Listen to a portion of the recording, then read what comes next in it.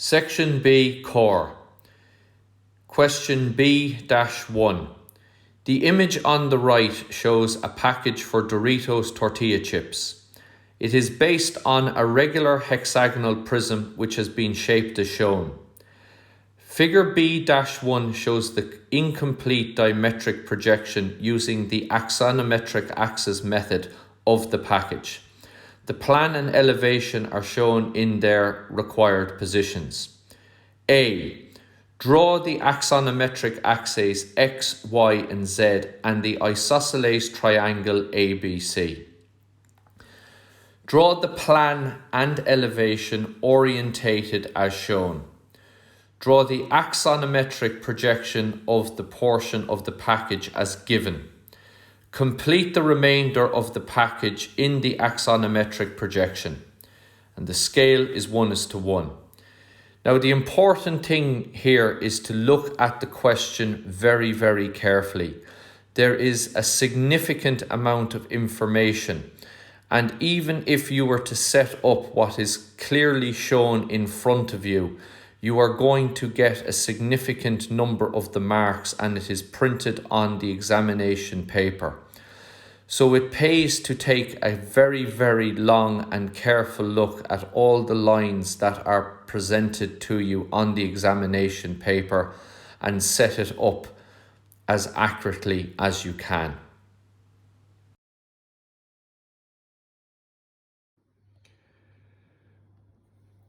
So this is the 2019 higher level paper, section B, question B1, and it's on diametric projection. So the first thing that we need to do is we need to set up our plan, and to get the starting lines on your sheet of paper, if we measure in 230 millimeters to get the vertical line and 110 millimeters to get the horizontal line, that will give us this point here. Now, looking at the question, we are told that this hexagon is set up based on a semicircle, and the semicircle has a diameter of 120 millimeters, which were given in the question. So at the point of our compass on this point and radius 60, we draw a semicircle, and then we connect from the end of the diameter up to the circle and back down to the diameter, and this then gives us a right angle. Now again, looking at the question, it says then we have to measure out 20, 40 and 20 out along that line. And this 40 then gives us the side of the hexagon. Now, the angle that we use to set up a hexagon is an angle of 60 degrees.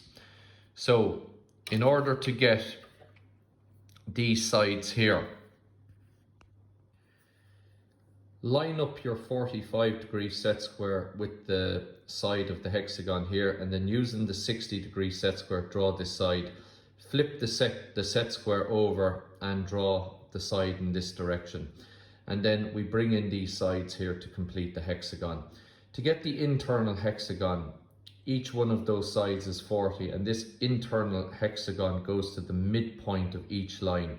So if we measure in 20 millimeters along each of the sides of the original hexagon and then connect those with the dashed line, that will give us the hidden detail hexagon that we're looking for, and that completes the plan. So after completing the plan, we now want to move on to the isosceles triangle.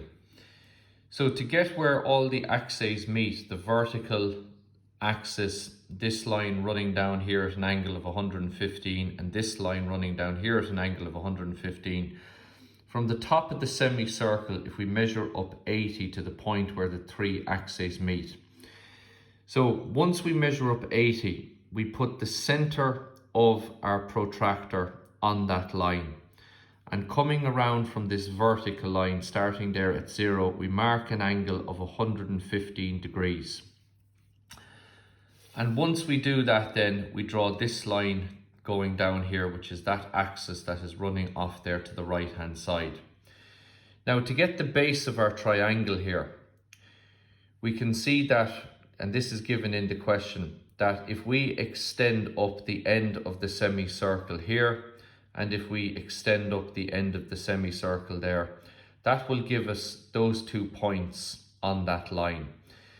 Now, to make life easy on yourself and saving you having to mark another angle, when you have this line here drawn at 115 degrees, bring this point up from the plan, and that will give you this point here. Draw a horizontal line across there, and then bring this up to meet that, and that will give you this point. And then from here, through where those two lines meet, draw this line, and that saves you having to mark another angle.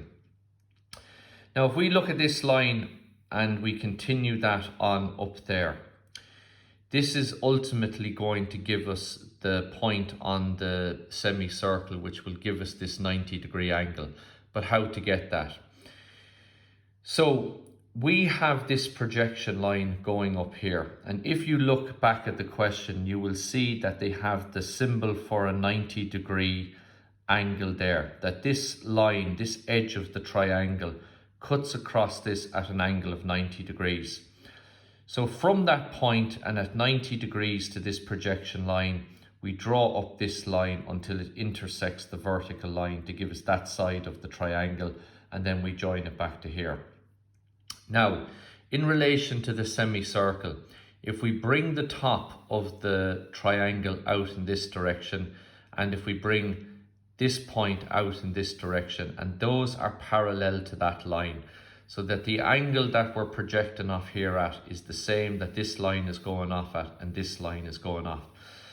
Now we have to fit this semicircle in between these two lines. So the only way that we're going to do that is once that when you're out here, you draw again this line at 90 degrees to the projection line. So the base of the semicircle is going to be 90 degrees to these lines that we projected off at. It will also be parallel to that side. So if you want to use your sliding set squares to slide up that side to draw that line. Now we need to get the center point of that to draw the semicircle. So we bisect the line by putting the point of our compass here, swing in an arc and swing in an arc, and the point of the compass over here, swing another arc and swing another arc. Connect them with the bisector to get the center point of the semicircle. Point of the compass here, open it up to here, and then you can draw the semicircle, and it should fit very, very accurately inside those lines.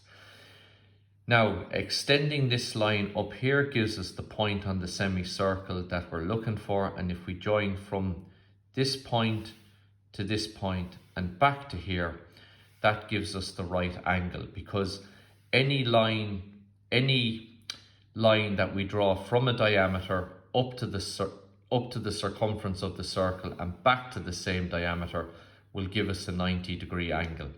And it's off this then that we set up the elevation.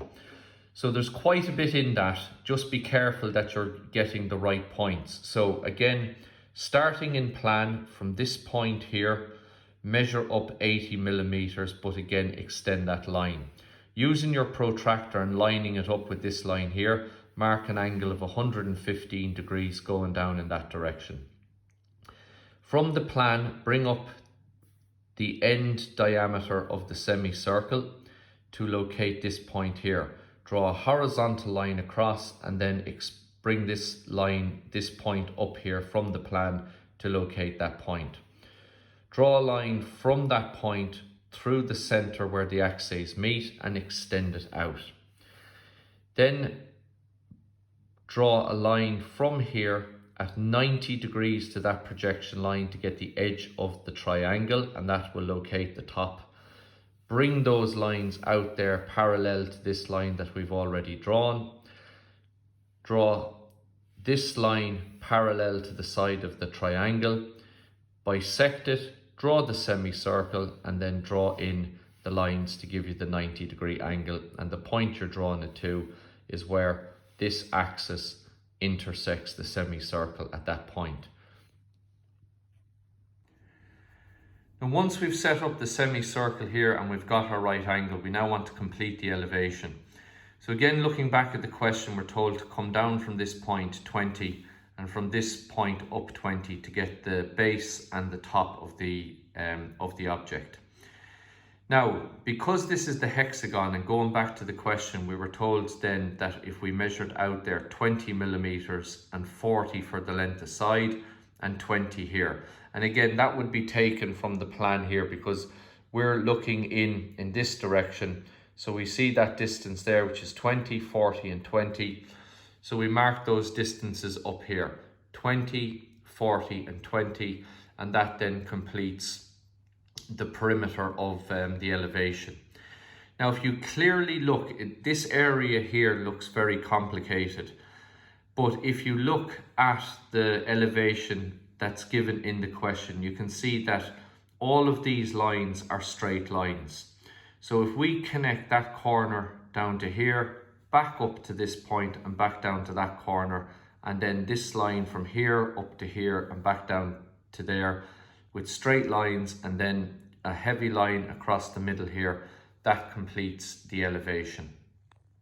So it's not that complicated. Connect all those points together with heavy lines, and then we're set up for the next part of the question. To solve the next part of the question, what we have to do is we have to find the points here in the plan, and they will come up vertically into this view. And then the points that we have here in the elevation, they will come back down into this area where we're trying to set up a three-dimensional drawing, and they have to come back at the same angle that we projected up at. So where we extended on that axis to get our elevation up here, all of these points have to come back parallel to that. Now, if we look at our plan here, we have that point and that point are the extreme corners of the plan. And then this here is the front face of this surface here. So if we go up to our elevation, there we have the extreme sides of the elevation, and here we have the front surface. So that point there in plan is that point there in elevation. This point here in plan is that point there in elevation. That point there in the plan is that point in elevation, and these 2 points here are these points over here in elevation. So what we now have to do is we have to bring up those points vertically from plan and bring these points down from elevation. So starting with this point here, if we bring that point, which is the extreme point on the side, down at the angle that we brought them up, and we bring that projection line down there, there is the extreme side of the hexagon in plan. So we bring that point up, or that line up, and that gives us then where the two lines cross, give us the point we're looking for. We have that point there on the front face of the hexagon. We bring that up, and then that is brought down from the front face there to give us this point here. But we also have a point at the back of that. So there's the point at the back. Now that back point is directly in line with this one, because as we look in at the elevation there, we have this point at the front and we have this point directly behind it. So when you bring that line down from the elevation, it will actually contain 2 points, the one at the front and the one at the rear. So by bringing up that point there from plan gives us our point at the front. Bringing up this point here from plan gives us that point at the back, and they are both on the same line. And the same thing then is true of these other 2 points here. When we bring them up and bring that line down from elevation, that will give us 2 points on that line. And then finally we bring up this point here from the plan, and there's that point in elevation, and we join them together. And as you can see there now, that gives me 6 points, and that forms the top surface of the hexagon. So once you have all of those points found accurately, connect them together with a heavy line, and that is the top surface of the object drawn. So once we have correctly found the 6 points on top, we connect them together, and that forms the top hexagon on the surface. Now we want to get the depth going down.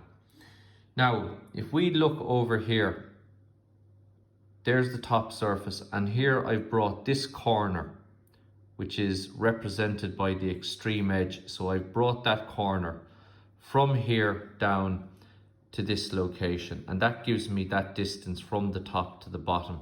So I can put in a heavy line here. Now that distance remains constant. So if you put the point of your compass there and open it out to that, we can then mark that distance down there, mark this distance down here, and mark the same distance down there to get those points on the bottom, and we connect them together. Now alternatively, you could bring that point down at the same angle, and that will also locate that point.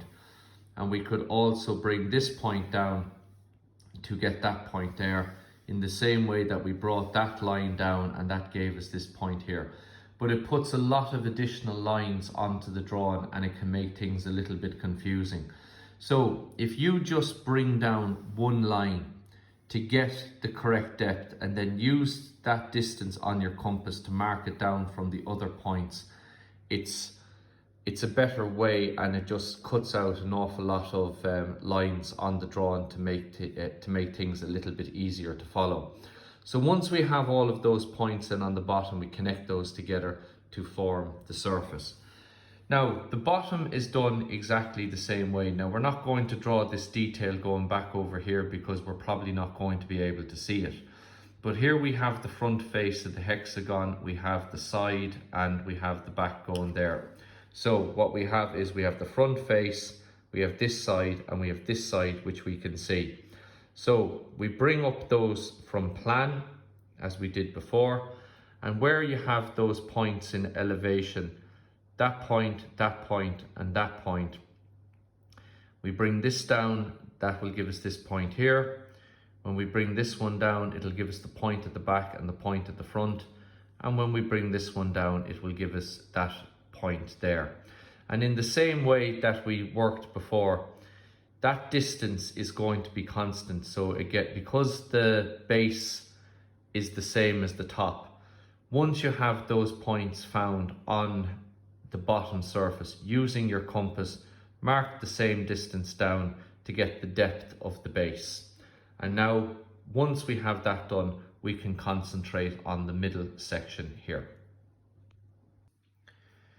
So to complete the question, at first hand it looks very, very complicated in all the intersecting lines and how do you get points and all of that.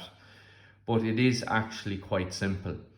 If we go back to our elevation, we can see that we did have a line connecting this corner here to that corner there, and we also had another line connecting from here to here. So if we apply the same logic, that if I join that corner down to this corner and this corner to this corner, that will give me that triangle and that triangle, the ones I'm looking for. Likewise, if I join this corner to this corner and this corner to this corner, then I have that vertical surface and that vertical surface. And then on the side here, we join from that corner and this corner up. Now, where those lines intersect here in the middle, we can then join a line from here to here to here. And that's given us this internal hexagon and the tilted hexagon that we can see as we look down. So it is actually, it's not nearly as difficult as it looks. We just connect from this corner here down to this one with diagonal lines, and you do the same all the way around. Now you need to be that little bit careful with this portion here, because if you take this corner is going to the underside here. Now if you look, the distance that we have there, I have marked that distance down. You can just see the little pencil mark there, because that line is traveling from this corner up to here as a diagonal line. But then on the other side, we have to get this line here, which is traveling from this corner all the way down to the corner that would be here that you can't see. Now, in order to find that, this is the corner that I'm talking about. We would have brought that up, and there it would be in elevation, and it ends up on that line there. So in order to get this line here, it's from you line up your set square with that point where the corner would be, and you draw a line from there up to this corner, and that would be the diagonal line.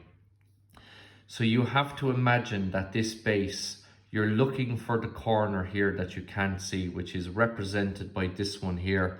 And if we bring that down, and if we bring that down, it ends up on this line here, brought up from the plan, and that's where the point is. So lining up your set square with that point, and then from here, joining it up to the top corner there, that will give us this line. So from this corner to this corner, we draw that line, and then from that corner down to this corner that we can see, we draw this line, and then where the two lines intersect, well then you can heavy them in, and then finally we draw this line back there like so. So that last bit is a little bit complicated. You do have to use your imagination in terms of how you actually get the points for that. But the rest of it then is just drawing diagonal lines from corner to corner, and it makes the solution there a lot easier than finding the points up here in the elevation and bringing them down. That would take a significant amount of time. So you have to think cleverly when you are dealing with these kind of questions. Look at the evidence that's there before your eyes, and if you see that you have a line clearly going from this point all the way down to here, well then you can still apply that logic here to the three-dimensional view. So just going back to the question, there is a huge amount of material contained in here that will help you solve the three-dimensional view when it comes to drawing it. Now, if you look at everything that has been included here in terms of drawing the plan, and you're given the dimensions here, these symbols down here that means that this side is equal to this side. So therefore, if this is 40, both of those dimensions are going to be 20, and you can see that then all the way around. And when it comes to getting this, you can see the projection line coming from the bottom of that to get this surface here. And we also see the lines coming up from plan, and you can see the projection lines coming down from the top and again lining up with the lines from plan. So they give you quite a number of clues in the question itself in order to help you solve it. Now the other thing there that is indicated is that we do have a diagonal line going from the corner of this down to this corner here, and likewise from this corner down to this one. So needless to say, when we, on our drawing, when we brought up the other points, all of that is still going to remain constant. And it does pay an awful lot to focus in on the material that is given to you in the question. There are a huge amount of clues given within the question that will help you in your own solution to this particular question in the exam.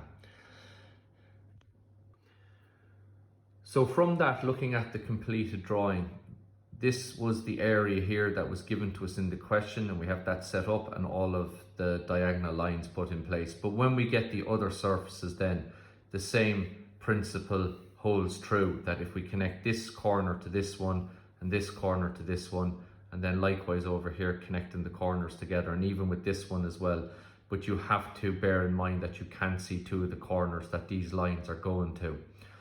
So once we have all of that done and we have our view created, again, we label the views, put in our title block and the question that we're answering. And again, as I always say, attention to presentation is important when it comes to any kind of technical drawing. So that completes the question there. That is question B-1 of the 2019 higher level Design and Communication Graphics paper. As I previously stated, presentation is very, very important in relation to design and communication graphics. So on completing your work, we make sure that we have the question clearly identified on the page, that we have the axes labelled, we have our views labelled elevation, plan and diametric view, and we have all heavy lines heavied in on the drawing. It is fair to say in the exam that you don't have the time to put in a title block. However, good, clear presentation allows the examiner to easily follow the work you've done, and ultimately this will mean better marks in the exam. Here we have the marking scheme showing the breakdown of marks as outlined by the State Examinations Commission. As you can see, the question is broken down into a number of different stages, with marks being awarded for each stage. It is therefore very important that you get through as many stages as you possibly can, as you are picking up marks along the way, and this will ultimately mean that you will end up receiving a better grade the further you get through the question.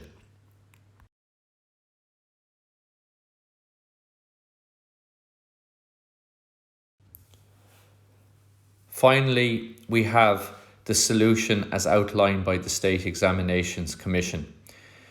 This completes the end of this video presentation. I hope you have found it useful and informing in relation to this particular question, and it has improved your understanding of axonometric projection in the Leaving Cert.